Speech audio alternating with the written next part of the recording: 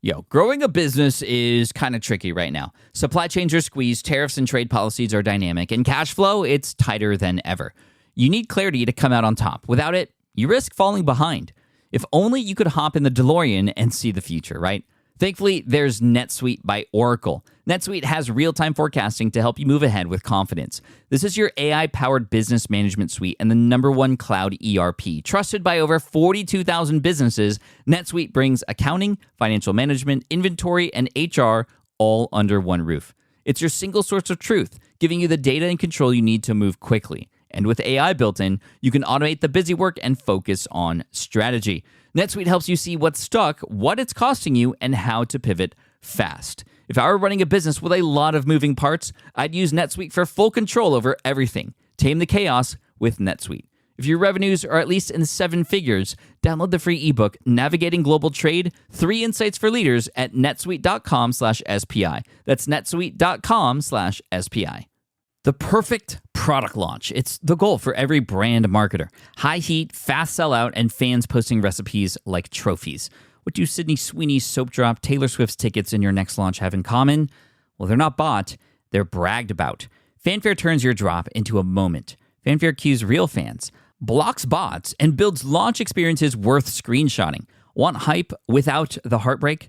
Get Fanfare's 5-step hype drop playbook with our proven success formula and make your next launch unforgettable at fanfare.io/playbook. Again, fanfare.io/playbook. Hey, I get it. You've worked really hard to build up your business and it's doing great. So great that you need help now. The most important thing for your business is to hire the right people to support it. So how can you find amazing candidates quickly? Easy. Just use Indeed. When it comes to hiring, Indeed is all you need. Stop struggling to get your job post seen on other job sites. Indeed Sponsored Jobs helps you stand out and hire fast. And with Sponsored Jobs, your post jumps to the top of the page for your relevant candidates, so you can reach the people you want faster. And it makes a huge difference. According to Indeed data, Sponsored Jobs posted directly on Indeed have 45% more applicants than non-sponsored jobs. And it's one of the largest databases of job seekers, too, giving business owners access to a wide range of candidates. And one of the things I love most about Indeed is the job alerts feature. I get notified when new candidates apply. There's no need to wait any longer. Speed up your hiring right now with Indeed. And listeners of this show will get $75 sponsored job credit to get your jobs more visibility at Indeed.com/smartpassive. Just go to Indeed.com/smartpassive right now and support our show by saying you heard about Indeed on this podcast. Indeed.com/smartpassive. Terms and conditions apply. Hiring Indeed is all you need. We love the thrill of the hunt. We like looking for stuff that's exciting, that we get big, huge margins on, that people go, why would somebody pay $60 for a bottle of cleaning stuff? You're listening to Jessica LaRue, who's also here on this episode with Clif, her husband, and they are back on the SPI podcast coming from episode 99. This was over 5 years ago, and this is one of the most popular episodes, the ones that I get a lot of emails about because a lot of people have taken what Jessica and Clif shared in that episode 99, and they've actually implemented it. Some people getting more money on the side, and others even quitting their jobs to start this, what's called retail arbitrage business. It's an interesting, different way of building a business, and I wanted to bring Jessica and Clif back on to give us an update on where things are with doing this kind of business on Amazon, how things have changed, and I wanted to go a little bit deeper into if you're just starting out and you want to make a little bit of side income and even turn this into a full-time thing, what exactly do you need? What do you need to look out for? Where are there extra hidden costs? And we're just going to go right into it after the intro. Here we go. Welcome to the Smart Passive Income Podcast, where it's all about working hard now so you can sit back and reap the benefits later. And now your host. He once removed the delete key from his computer when writing a book, Pat Flynn. It's an interesting idea. Still using a copy-paste website? Break the template trap with Framer. Whether you're overwhelmed by traditional site builders or frustrated with cookie-cutter designs, Framer gives you the freedom to create a site that's professional, polished, and uniquely yours. Framer is the design-first, no-code website builder that lets anyone ship a production-ready site in minutes. It's free to start, allowing you to browse hundreds of pixel-perfect templates or even design something on your own on a totally blank canvas. Add bold animations like appear effects, text effects, parallax scrolling, scroll animations, looping animations, and much more in seconds. The built-in AI handles the heavy lifting, generating starter layouts, and can even translate your entire site to any language. Ready to build a site that looks hand-coded without hiring a developer? Launch your site for free at framer.com and use code SPI to get your first month of Pro on the house. That's framer.com, promo code SPI. Framer.com, promo code SPI. Rules and restrictions may apply. With running your own business, legal questions always come with the territory. Like, can I use this contract or agreement? What do I do if a client doesn't pay? Am I even structured the right way for taxes? Instead of Googling your way through legal landmines, imagine having a law firm ready to address your business's legal needs without the sticker shock. That's what you get with Legal Shield's small business plans. Legal Shield helps entrepreneurs access real legal help on contract reviews, collection letters, business formation guidance, and even help navigating IRS audits. Members can schedule consultations, upload documents through the app, and get support from a provider law firm that knows small business laws in your state. Plus, consultations on taxes or trademarks help you stay ahead of potential problems. And if a client is late on a payment, Legal Shield steps in with professional collection letters so you can protect your hard-earned revenue, all for a fraction of the price of hiring a lawyer on your own. Go to LegalShield.com/SPI or call 833-570-9980 to learn more and get big business legal support without a big business budget. That's LegalShield.com/SPI. All right, welcome everybody. Thank you so much for joining me today in session 377 of the Smart Passive Income Podcast. My name is Pat Flynn, here to help you make more money, save more time, and help more people too. And today we're bringing on Jessica and Clif LaRue, who are here from thesellingfamily.com to give us an overview and go into detail about how to start an Amazon retail arbitrage business. What does that mean? It actually means you go in to a retail store like Walmart or Target with a specific app and you scan items and you get to see how much people are paying for that item on Amazon. And if the margins are right and the numbers are right, and we definitely will be going over sort of the minimum requirements, then you can buy those items and sell them on Amazon and make a pretty decent profit on it too. We're going to talk about how to do this, what to look out for, what the minimum requirements are, how much might you need to spend, and how much you could possibly make as well. So sit back, listen in, and here is Jessica and Clif LaRue from thesellingfamily.com. Jessica and Clif, welcome back to the Smart Passive Income Podcast. Thank you so much for being here today. Thanks for having us again. Yeah, good to be here, Pat. It's been a while, and I know you know this, but I'm going to mention it again for people who may not realize this, but the last time you were on, which was February 27th, 2014, so that's literally over 5 years ago, it is still to date one of the most popular and most talked about episodes on the podcast. And again, thank you for coming on. And I still today continue to get emails from people saying, it was episode 99 with Jess and Clif, and I did what they said, and oh my gosh, it changed my life. So thank you again for that episode and for coming back. Yeah, totally. We still get emails today too. And it's like so awesome, when people, that excitement of getting their first sale and starting their first business and making real money. Totally. Yeah. It's been just crazy just to see how many people have been, introduced to Amazon from that episode. And like you said, we still get that today where people are just, wow, we heard you guys on a podcast with Pat Flynn, and that's how I started selling on Amazon. So it's been amazing. We've had a lot of people talk about Amazon since you've come on board, from Ryan and Grant and many other people who have come on. But are you still doing what you talked about in episode 99 where, and for those of you who might not remember or didn't listen to that episode, which you should, by the way, if you haven't yet, because a lot of that stuff, correct me if I'm wrong, is still relevant. People are still going to clearance aisles at Target, at Walmart. Jessica, is this something that people can still go back to episode 99 and do the same things and earn their first dollars? Absolutely. Some things have changed, of course, because time goes by and Amazon's a constantly changing platform because they're just getting bigger and bigger every day. Mm-hmm. But we love doing that business model. You've had people on that talk about private label and wholesale and other things. And for us, it's like, we love the thrill of the hunt. We like looking for stuff that's exciting, that we get big, huge margins on, that people go, why would somebody pay $60 for a bottle of cleaning stuff? We love doing that kind of stuff.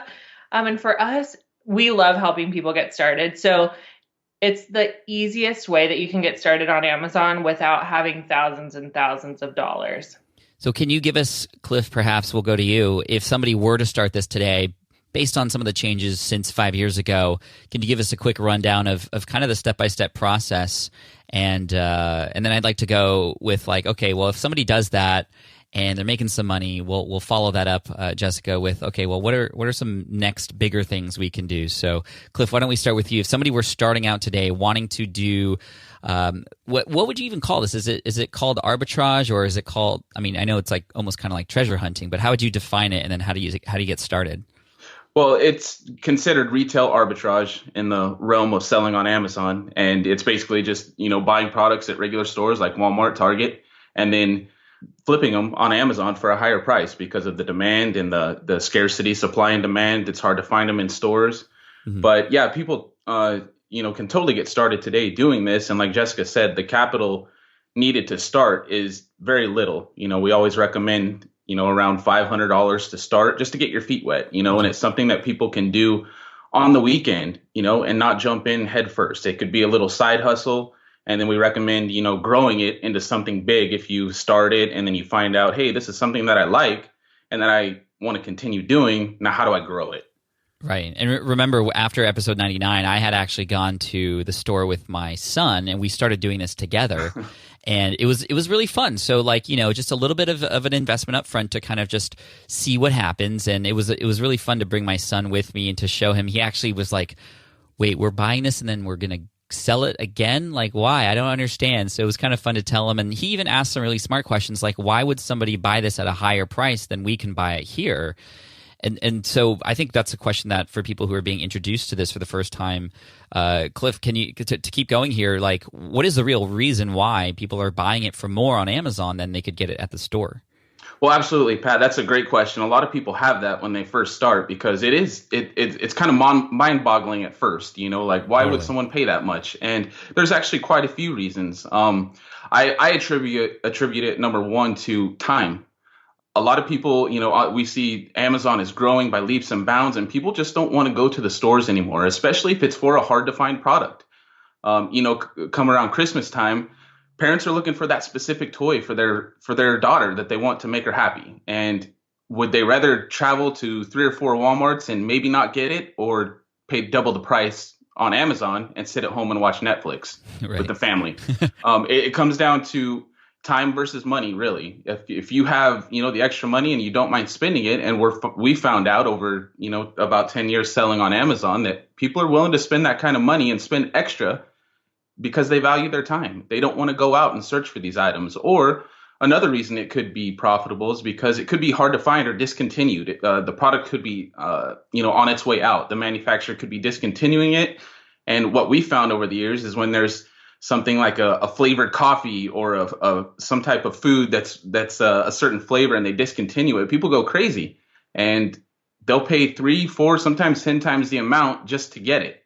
And, that's something we found to be true over, the last decade of selling on Amazon. Yeah, that's true. It kind of reminds me of like when Twinkies were going out. They were like super expensive at that point. Jessica, you want to say something? Yeah, one of the things that a lot of times we don't realize whenever we're shopping, and we call it sourcing whenever we're looking for products to buy. And if we're looking at a discount store like Big Lots or Grocery Outlet, they specialize in things that are being discontinued. They've been pulled off of a regular retail shelf for whatever reason, or we're at a clearance aisle and people don't always know where to go to find that thing that's on its way out. Or a store may have something on discount at Target at 75% off, but it may be full price at Walmart. So somebody doesn't necessarily know all the time where to find stuff at such a good price. Mm-hmm. And we don't either until we find it, right? Like we just see it and go, oh, well, this is selling for more on Amazon. And so that's one of the biggest reasons why we can sell stuff for even around the same retail price. And people don't realize that they're paying more than we bought it for, because when they see it at Target, it's the same, $20, but we bought it at Walmart for $5. So what are the first steps, Jessica, before you walk into a Walmart or a Target or some other store to look for these things? What do you need to have in hand to better prepare for this? It's kind of a funny situation on getting started, because one of the things you absolutely have to have in order to get started is a scanning app. It's pretty much, you can't do it without it, because a scanning app is on your smartphone. You scan a barcode of a product and it tells you how much it's selling for on Amazon. You input your cost and it tells you what your profit is. The thing is that in order to get a scanning app, you have to have an Amazon seller account. So you kind of have to commit a little bit before you actually go out and test the waters. You can do that for free. You can set up an Amazon seller account for free. They've made it a little bit tricky. It used to be a very big blatant button that says you want to sign up for a free account. Now they actually hide it a little bit. So they want you to sign up for the paid account, but if you look very closely, you can sign up for the free account. When you do that, you can download the Amazon Seller app, which is a completely free app that connects directly to Amazon. Mm-hmm. And then you just head out to a store and scan the barcode of a product, and then it will pull it up on Amazon and tell you the difference. So you can do that at home with just stuff that you have, or you can do it at a clearance aisle, a discount store. I always recommend that people start with clearance just because it kind of limits you a little bit on what to look for. If I tell you to go to Target and just start scanning, it's pretty overwhelming because Target's a large store. But if I say find an end cap of clearance toys, that's much more doable, right? One thing, I'll say is one of the differences from when we were on 5 years ago to now is there are more restrictions. Now, it takes a little bit of time. We find that the very first weeks are the hardest, right? This isn't one of those businesses, unfortunately, where you can just get started and it's super easy. I think that's one of the big misconceptions now, is that it's so easy. But once you get going, you start to realize, okay, these types of things are restricted and I can sell this. And it's all about just really spending the time to scan enough products and then find those things that are selling for more on Amazon.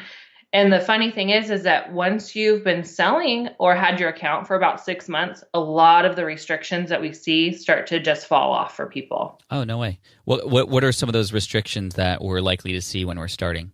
A lot of them are brand restrictions. Obviously, a lot of the big brands are really at odds sometimes with Amazon, like Nike, Disney, and they really don't want a lot of third-party sellers selling their items. Mm-hmm. So those are always going to be restricted, but you'll start to notice, there's things like in the cleaning category where there'll be like a scrub pad or a toilet wand brush that, once you have sales that in unrestricted items in that category, it'll start to open up doors and avenues for you to potentially sell other items that have previously been restricted on your account. Gotcha. Yeah, there's different ways that things are restricted on Amazon. One is by category or subcategory, and one is by brand. And so one of the subcategories that people really want to be able to sell in is called toys, which is actually a subcategory of toys. So it's really confusing. I don't know why they did that. So we say other toys is restricted, but overall toys is not.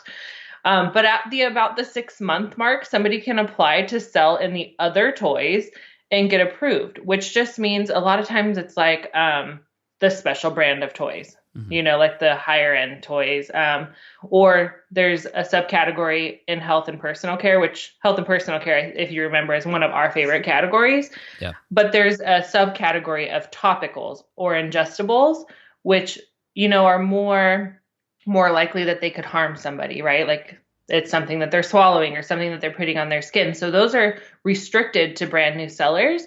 But once somebody's been selling for about 6 months, then they can get ungated in those categories very easily. Gotcha. Okay, so it takes a little bit of time. Right. I was going to say it takes a little bit of time, and so it would take some sort of a trial period or commitment up front just to kind of see if this is something that you want to continue to do. Because I remember when we talked before, it was something that you could kind of like try once on a weekend and you'd be fine. And, some people took that, did commit, and are now sort of, pro sellers now, which is kind of cool. But for now, to even give it a good trial, you need to perhaps have a good run of a few months. And, what does that mean? Does that mean going to Target every day? Does that is this a daily thing? Like how many hours, how much time are we talking here that this would take to get to that point where it actually can become something sort of lucrative for us? We still have students every day who are getting started that share a lot of people, their first goal is to make $1,000 in 30 days of sales, right? $1,000 in sales. Uh-huh. And a lot of our students do that in their very first month. And so it's really exciting. That would probably break down to about $300 in profit, depending on what they buy, of course. Yep. So it isn't a huge number, but it's one that definitely shows you, okay, this will work. And so I don't want people to think they won't be able to sell anything, right, in the first 6 months, although it may feel that way when they first get scanning. Mm-hmm. But they can definitely just get started. We say $500 is enough to get them foot in the door. A couple hours at a sourcing trip once or twice a week is really a good get your foot in the door. And I just recommend that people spend at least an hour scanning products and that they scan at least 100 things, because it's easy to scan 10 things and it goes pretty quickly. But if none of those items are profitable, it's easy to go, okay, this isn't going to work. Yeah. But I'll tell you that Clif and I, we go sourcing and there are days where we scan 200 things and we only found 2 products that were worth selling. But those 2 products make our whole entire trip. Yeah, I remember going with my son and we found like a gravy boat or something. And I was like, this is weird. And it was on clearance for like $8 and it was for sale on Amazon for like $35. And I was like, what? This is crazy. And we did scan a whole bunch of things and I was getting like restrictions. I was getting, no, this was not worth the time. And the app literally tells you sort of what to do. So we'll make sure to link to that app and all the websites and stuff that Jessica and Cliff were mentioning. But it was kind of cool to find that. And of course, I remember learning from you guys when we were there. We're like, okay, let's get all the gravy boats now so we could get them. And then, we put them on the website and they told us, Amazon tells you essentially how to package these things, where to send them. You don't send all the things to one place. You send them all around to all the distribution centers. And then you start to kind of track things. And I remember getting emails, daily with, hey, 4 of your gravy boats sold today. And it's like, wow, this is cool. It's like, and of course they ship it for you. It's already kind of done for you after that point. And then we did buy some things that didn't sell either. And I think that just with experience and with time, you kind of begin to learn what works and what doesn't. To go back to just some of the people who may listen to this and give this a shot, is it weird or how do you speak to the people who are like, isn't it weird that you're just going in a store and scanning everything? Like, do the Target employees look at you funny? Do other people kind of think you work there? Like, how do you get over that fear with this thing? It is a legal thing to do as well, right? Yes, okay. It is. It's totally good. It is nerve-wracking, though, when you first start. And that's a common thing that people say is, I feel kind of awkward scanning. Like, I'm doing something wrong, but I'm really not. And, in our experience, we've never been bothered by any employees. We've had employees ask us questions like, what are you guys doing? You guys selling this? And I think it's becoming more commonplace for them to know, like, there are resellers out there, selling on eBay and Amazon. Yeah.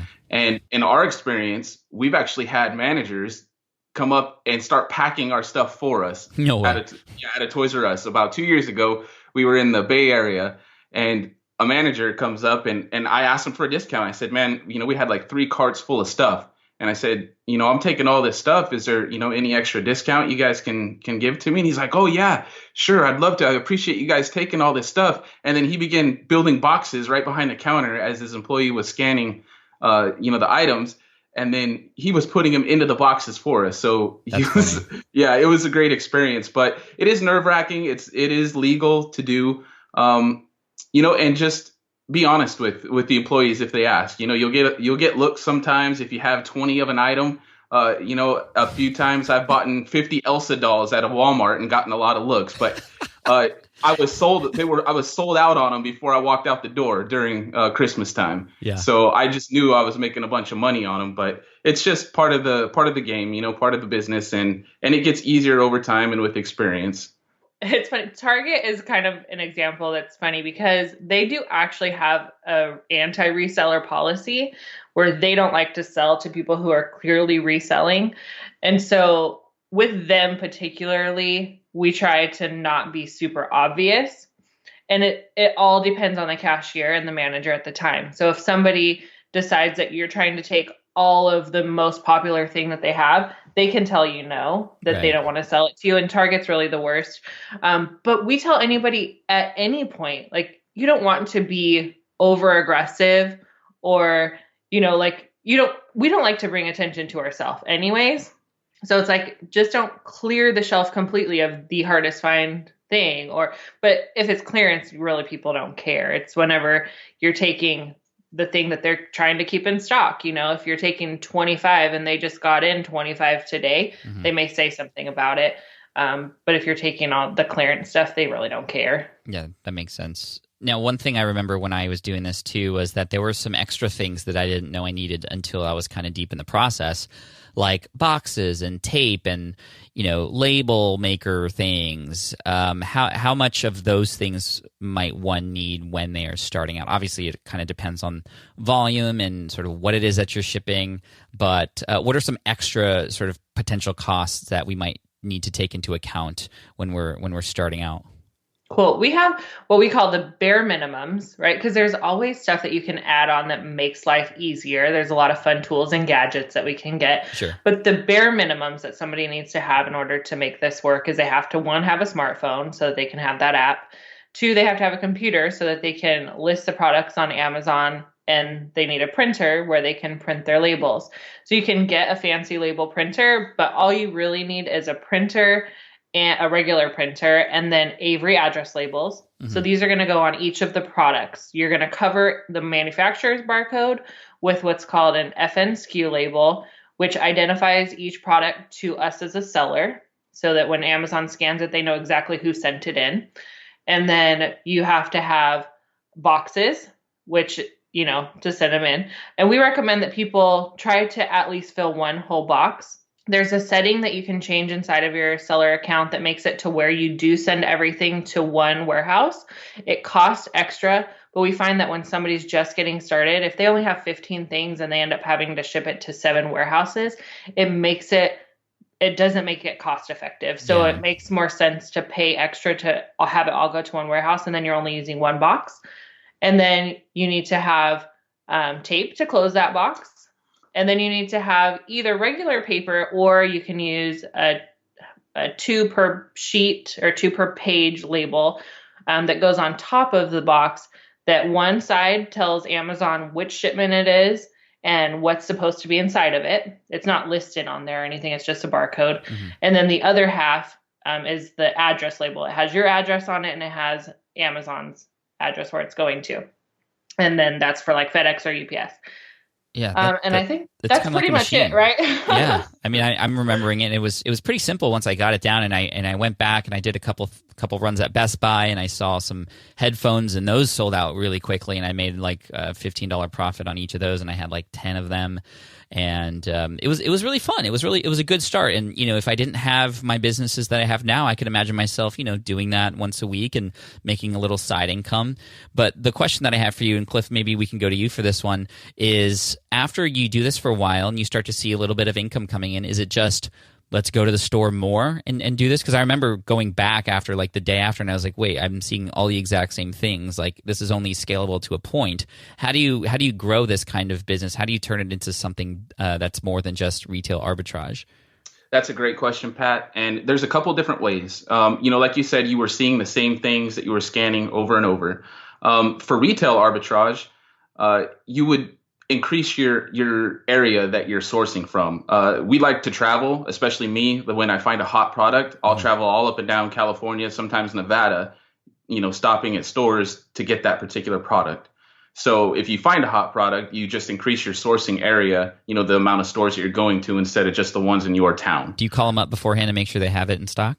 I do not. A lot of times I do not, because I make sure that there's enough stores on the way. If I'm going to Big Lots and I'm heading, up north towards Nevada, going to Sacramento, I know that they got 7 of them in that area. Sure. So I'm okay. bound to find some is my reasoning. But as far as like, once you know that this is something that you like to do, retail arbitrage does end up morphing into something else. And you've had other guests that talk about private label and wholesale. And those do produce the bigger numbers because you can scale them more. How does that work? Like, you mean transitioning from retail arbitrage to wholesale? Or Yeah, I private mean, label? like for people who don't even really know what that means, like how is that different? It's different because, again, you're not going to retail stores to source your products. You're searching out manufacturers that will allow you to buy in bulk. And so the game changes a little bit because you're ordering pallets of material as far as wholesale goes. Mm-hmm. And so you're ordering pallets of material and you're doing it at a certain price point. And usually your margins and your profit tend to be a little bit lower, but your volume increases, if that makes sense. So profit per product is lower, but because you're getting so many more, you actually will end up making more money. Right. And you end up having a lot of times you can make deals with the manufacturers, especially if you're the one to bring their product to the Amazon marketplace, where you could say, I would love to be your sole vendor on Amazon to sell these products. And we've seen a lot of people have great success with that. And then they have, they're the only vendor for that product on Amazon. And so it cuts out competition as well. You don't have to fight with other sellers for, price points. And then, so it's a gradual step from retail arbitrage. You're sourcing at stores, and then, like you said, you eventually start to see the same things, and there's only so much you can do unless you travel and increase your sourcing area. So it's like we call it an evolution of business as far as the Amazon seller goes, because you're looking to grow and increase volume, and then you're just adding something else to your retail arbitrage business model. And I would say that transition or evolution actually takes quite a while, because we find that new sellers can get to about 6 figures in profit within 1 to 2 years, working by themselves, maybe with a spouse or a family member, and working either like a lot part-time or full-time. And that's where we find that people start to go, okay, but now what? It's hard to go past 6 figures doing retail arbitrage. I feel like it's pretty hard to not have enough stuff to get to that point. And that's usually when people start to go, okay, now what? But a lot of the people that we work with are similar to us, where they don't want to have $1 million business. It's not easy to run $1 million business, and a lot of times, so we find when somebody's getting started, they're going to have one of 2 goals in mind. Either one, they're looking to add an income stream, a side hustle.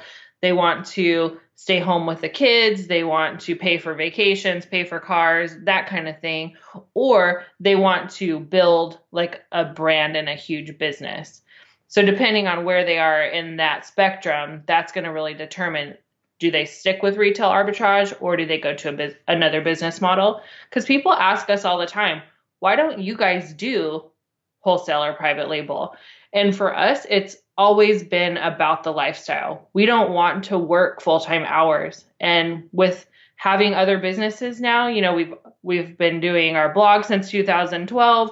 We bought a niche site recently. We have other things going on that we don't want to work full time with all of them. So it's we can't, to us, it's like, we don't want to work 8 hours each a day, and we homeschool too. We were having this conversation with our son the other day, because we're like, we don't want to work all day every day. And he's like, yeah, we don't want to do that, because he doesn't know what it's like to have 2 parents that work full time. Yeah, I mean, our kids are the same way, and we're just truly blessed for the business type that we have to allow us to have a little bit of freedom. And so I can see that for sure. And I would imagine that going down that route would add a lot of other headaches that aren't there if you're just kind of doing it on your own, like you are right now. For example, I can imagine that obviously if you're ordering pallets of stuff, you got to put those pallets somewhere, and that's right. You need a warehouse, or you need employees and different insurances, and so that's amazing for a lot of people. But for us and a lot of people like us, it's just not what we want at this point in our life. Right, and that's why you're the Selling family, as you're known, right. thesellingfamily.com. Family being, the most important part of that. So good for you for not just going because there is money there, and you guys would probably crush it. But then what would that give you? I mean, you're working for your family, and you're successful in that way already. So that's awesome. So when it comes to like this other stuff that you're doing now, I'm curious because this was nothing that was mentioned before. You just bought a niche site. Tell me a little bit about that. Why? What are your goals there? Yeah, we bought a niche site. It's like related to Apple products, which we're a total Apple family. Mm-hmm. And for us, we kind of wanted to experiment a little bit and see what it's like to have a different type of business that, one, we didn't start, and then two, is in a totally different realm than what we've done before. And just to have another income stream, because we had some money that we had available, and it was like, well, it's not really making us any money. So what can we do to have our money make money, right? So instead of investing it in stock market, we're like, well, let's try investing it in a small business. And so we invested, and it makes money with ads. And since we bought it, it's continued to make money. And I feel like that's the only goal we can have, really, is to have it continue to make money. So it's been fun. We've only had it for about 4 or 5 months, I think. That's cool. How time intensive is it for you at this point, or is it kind of just on autopilot? It could be on autopilot, but I like to tinker. Yeah. So I spend a couple, like 4 or 5 hours a week on it, but I don't have to. So it's just when I have the time. That's really cool. So going back to Amazon and selling and stuff, when you had mentioned that, if you do this retail arbitrage, you can make up to 6 figures if you kind of commit to it and put a little bit more time into it.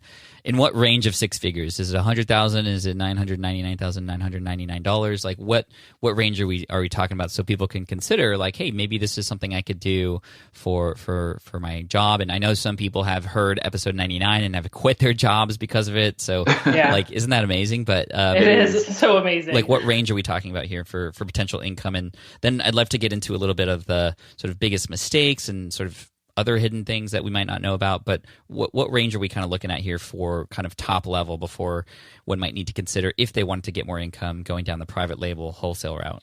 I would say, Pat, to be honest, anywhere between 1 and 200,000 for retail arbitrage. And that's then profit, that's it. Right? That's profit, correct? Yeah, that's sorry. Cool. Profit. And that's if you're hitting it hard and you've committed. That's a full time. Yeah, full time. Commitment to your Amazon business. We have seen a few people go higher than that, but to be honest, they are few and far between that hit those higher numbers with just retail arbitrage.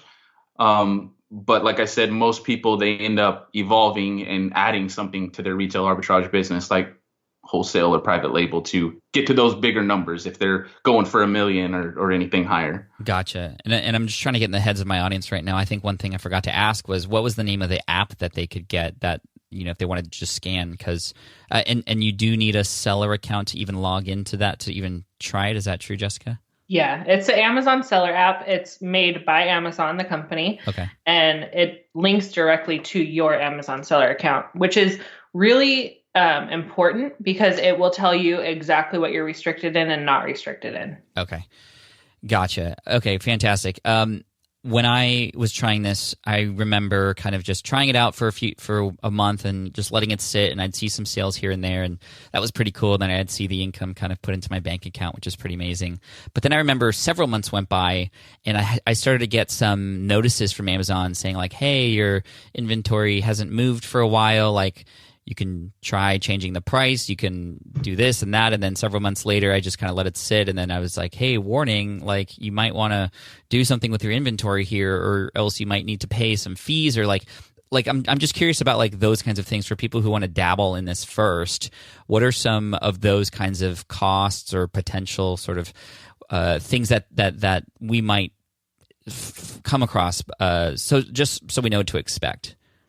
So that's a really good question, because it is so easy to send stuff in and then decide it's not for you, but then you still have the inventory. So we've experienced that with a lot of people. One of the things that's really important is, if you go with the paid Amazon account, is that if you stop selling consistently, that you downgrade your account, because that can immediately eat up your profit if you're paying Amazon $40 a month just to keep your stuff there. Mm-hmm. The next thing is it's really important that when you first buy products, that you don't just buy anything that seems like it's going to make money, that you really, one thing we haven't talked about is ranks. Amazon will give you a bestseller rank, and we just say as a easy rule of thumb, try to only buy things that have a rank of under 150,000, because that tells you it's going to sell pretty quickly. We see people will buy things with these huge ranks, like 300, 400, 500,000 ranks, but they're like, but it's going to make me $50. And then it just sits there. So an item just sitting there really doesn't help you at all. It just eventually will cost you money, because Amazon does long-term storage fees, which means your stuff has been here longer than they want it to be. So get rid of it or pay us. Yeah. And then, if you're paying for any extra tools or anything like that, you don't want to just let the stuff sit there and you're paying for that. Does that answer the question, or is that not really what the question? Yeah, no, it does. I'm just trying to think ahead for everybody here as they go and give this a shot. So just to kind of go over a hypothetical example for people, I sign up for a seller account. I get the app. It's connected. I drive to a Walmart, for example, and I walk in. I see this giant store. Where do I go? Well, let's start there. Like, where am I walking? When you get to Walmart, the first place you're going to go is figure out if they have a full aisle of clearance or if they just have end caps of clearance. Okay, so I'll be like, hey, thanks for welcoming me. Tell me where the clearance aisle is, to the guy who's kind of, saying hello as I come in. Right. Yeah.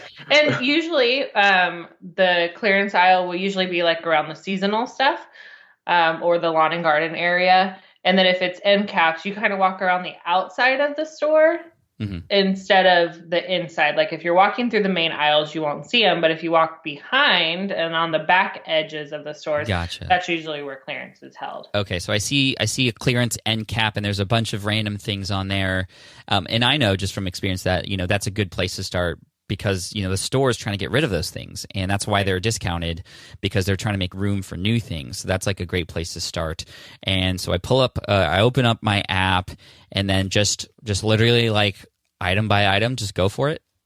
Yep. So you're going to open the app, and it's going to use your camera to scan the barcode of the product.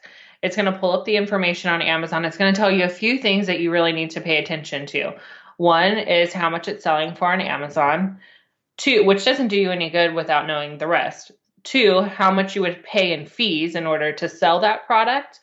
And then there's a spot where you can input your cost. So whatever it says on the clearance tag, you input that into the app. And then it's going to tell you how much you would make in profit. It will, I don't remember if that tells you ROI or not. I think it does. But then it's also going to tell you the category that it's in, mm-hmm. and the Amazon bestseller rank. The Amazon bestseller rank is the one that's really important to look at. You want to make sure you're at least under 150,000. And then one thing is make sure that your product is going to be profitable enough to make it worth it, right? Because what we see a lot of people do is they'll find something for $1 and then see that they're going to make $1 in profit.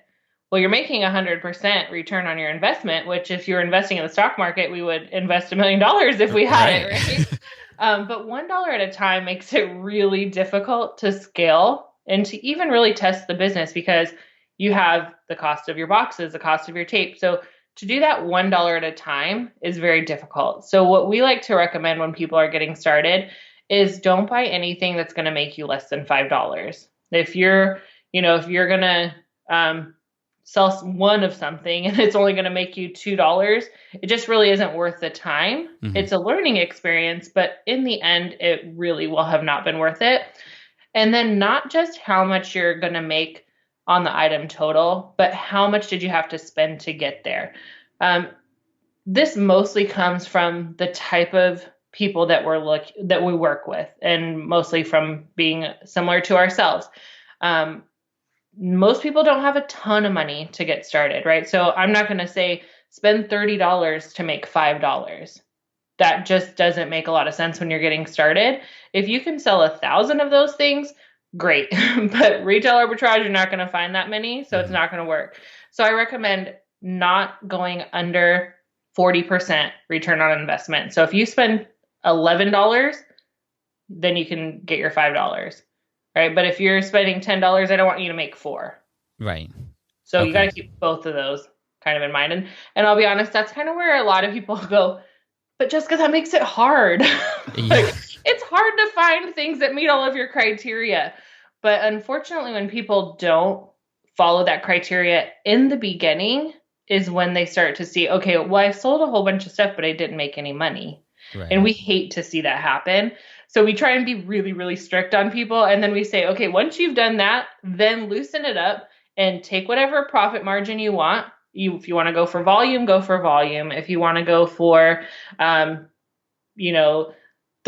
ROI, go for it. We have sellers like somebody, we did a success story on our website. He got to $10,000 a month in sales in 4 months using our teaching, but almost a completely different model than what we teach, because he was having a really hard time finding stuff where he could make high profit margins. So he decided, I'm cool with taking 20%, 30% margins. So he was able to get to like $3,000 in profit a month in those 4 months, but his sales volume is very high. Right. And I even remember running through the store once and finding some really expensive products like refrigerators and things like that. Yeah. That I actually bought a mini refrigerator and sold it, and I actually made like $50 on that one product.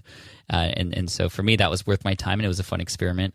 But yeah, and $50 one time, even if you spend $200 on it, it doesn't meet fully what I would give as a rule. But $50 one time makes so much more sense than selling $51 items. Right. And I think the refrigerator was going for like, it was going. I bought it for like $60.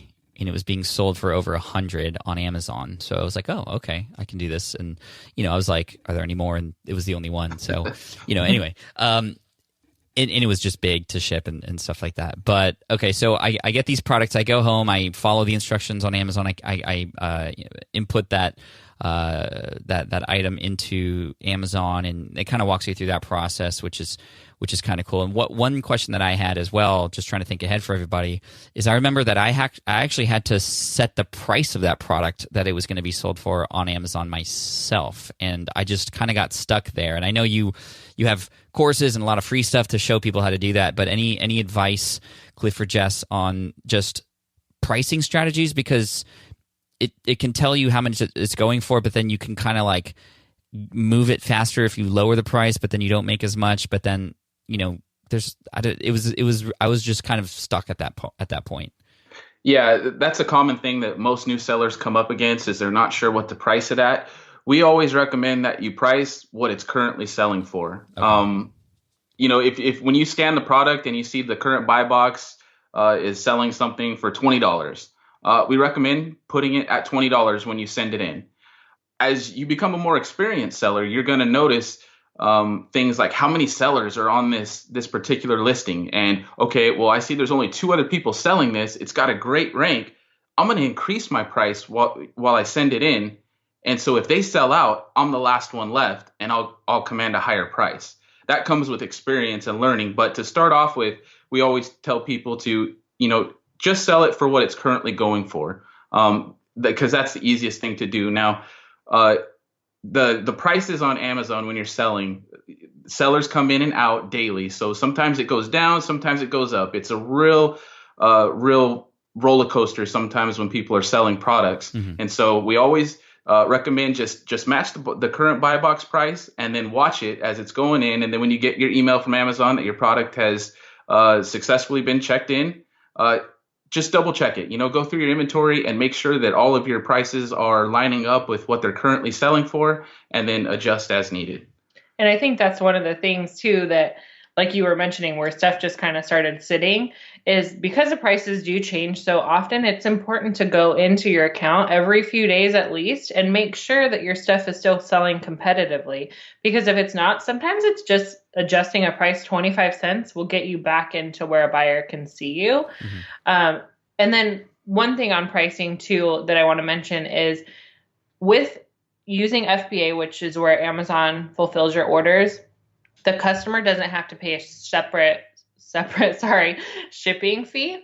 And so if you're looking at somebody who's selling a product and they're not using that Fulfillment by Amazon program, you may see that they're selling something for $14.99 plus $4.99 shipping, which essentially is $20 to the buyer. You're going to price competitively matching their price plus shipping, because when somebody buys it from you, they're not going to pay a shipping fee. So you don't want to charge them $15 to be competitive when in total it's actually costing them $20 to buy from the other seller. So that's one of the big mistakes that we see as far as pricing, is matching somebody who's a merchant fulfilled seller where they're shipping it themselves versus price matching to somebody who is price plus free shipping. I see. So you would, in that case, if it's up to a self-shipping merchant, price it at closer to like 19 versus 15? Whatever their total is. So you just take their combined price, the price plus shipping. Oh, just add them together straight up. Yeah. And you don't have to even really compete with them. Like, you don't have to try and go $1 less than them or anything, because Amazon thrives on their Prime buyers, people who paid into their Prime membership. And so they paid to get free shipping. So a lot of times people will actually pay more money to an FBA seller than they would to a merchant seller. But that's, again, like Cliff was saying, there's so many different pricing strategies. So for just sending your first stuff, the most important thing is just making sure that you are competitively pricing with price plus shipping, not just their price. Cool. And so to finish off here, and then we have some resources for all of you really quick who want to just dive deeper into this and learn more about this. And I think that this is going to have the same effect as episode 99 for people who just want to try something new and get started and perhaps have never even heard of this thing called retail arbitrage. But based on episode 99 and the last time you guys were on, any other big changes or things to look out for since the last time you were on and we talked about this? If not, we can just call it, because I think people are ready to go. But anything else we should know about before diving into this world? We'll have maybe each of you share one thing, maybe. Cool. I think that one thing that has changed so much since we were on 5 years ago is that Amazon has become more commonplace, that more people know about it. Unfortunately, I think that one of the biggest misconceptions that's happened since then is that it is so easy. And I mentioned this in the beginning. And so I see a lot that people don't treat it like a business, because, if we like to try, I feel like entrepreneurs like to try a lot of side hustles, right? Yeah. And there are a lot of side hustles that you can start without spending hardly any money. And you're not having to pay for a bunch of stuff recurring. But with Amazon, you have to pay for inventory. Eventually, you have to pay for tools and all these things. So it's really important just to remember from the very beginning that it is a full-on business. Like, it's not a brick and mortar business, but you do have way more expenses that come into it, especially because you have to buy inventory. Right. And so treat it like a business from the beginning and know what your expenses are. That's the thing that I see the most common is people, I think I mentioned this already, that people will get to a point where they're like, dude, I sold $500 worth of stuff, but I don't think I made any money. It's like, so, I think that's the biggest thing is that, knowing upfront that this is going to take some work. It's going to take some time. Yeah. But if you're willing to put in the effort and really treat it like a business, then it can be something really amazing. Well, how would you recommend, before I get to Cliff, to keep track of your expenses so you don't sort of lose sight of that? So very first starting out, the easiest, well, I don't know that it's the easiest, but the least expensive way would be to use a spreadsheet. Yep. And just track how much you pay for every single item, any extra expenses that you have, like when you're buying boxes and tape and paying your pro merchant fee and all that stuff, putting a good detailed profit versus loss.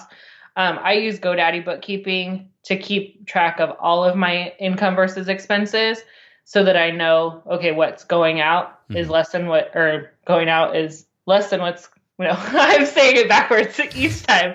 What's going out is less. I'm saying it wrong again. Sorry. You know what I'm trying to say. What's coming in is more than what's going out. You spend less than you make, or you make more than you spend. Yeah.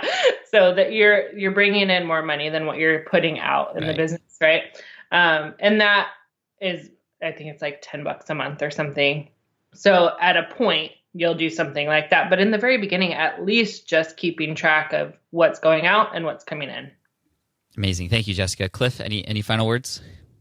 Nope. I think we've covered it. Like Jessica said, treat it like a business. And then I think our biggest advice would just, make sure you're using that Amazon seller app to scan the products if you go out and you decide to give this a try, because that'll be your biggest help and partner for finding out which products are restricted. So I think that's our biggest advice and takeaway. Yeah, because if you don't use the app, what we find is people say, oh, well, I bought or I see that this is selling on Amazon for $10 and I can buy it for $1, so I'm going to make $9. And it's like, well, nope, that's not going to work. Use the app. Like, that's definitely use the app. Yeah, and know the rankings and those kinds of things, which obviously is a very important thing. So awesome. Thank you both for being on again, and I appreciate it. We'll definitely link to all the things we talked about, the app, websites, the other episode that you guys were on back in the day. And before I let you go, Jessica, where can we go to get more info? What else do you have going on? Tell us all the things. So when we were on last time, we were at jessicalarue.com. Since then, we switched to thesellingfamily.com. And so if you go to thesellingfamily.com, we'll still do /SPI. Yep. You can get a free 7-day email course, which will take you through what we talked about today, but in much more detail, more walkthrough style. Cool. And then if you're somebody, you just want to totally jump in and you want somebody to guide you step by step, then we also have a course called the Amazon Bootcamp. And what I like is if people go through the 7-day course first, and that really will give you an idea, okay, if this is something I really want to do. And then I think and Pat, too, I've been sharing on YouTube a lot of our finds, so if people are curious about what we've actually been selling and how much profit we're making on certain items. I just kind of got into YouTube about two and a half months ago, just to do it for fun and increase our brand, for people to see it and have some more exposure. But yeah, if people are curious about some things that we've been selling and finding, you can check us out on YouTube at search The Selling Family.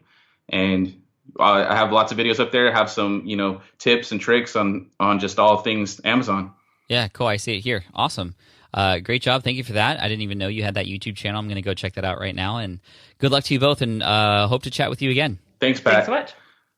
All right. I hope you enjoyed that episode with Jessica and Cliff. It was such a pleasure to bring them back on the show. And I'm hoping that this episode will have an impact just like it did back in episode 99. Now, if you want to check them out and get a free sort of how to get started, all the kind of things you need to know beyond this episode, all you have to do is go to thesellingfamily.com/SPI. One more time, thesellingfamily.com/SPI.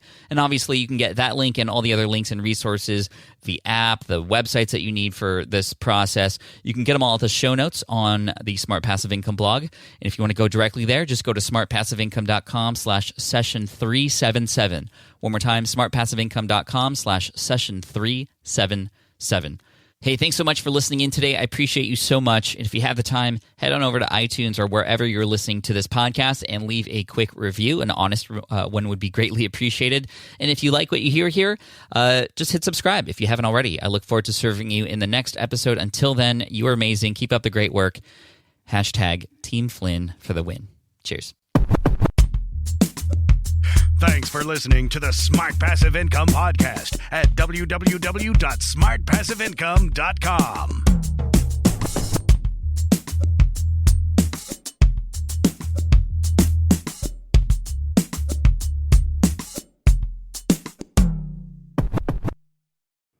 Hey there, quick pause here because I have to tell you about a tool that completely transforms the podcasting workflow, Riverside.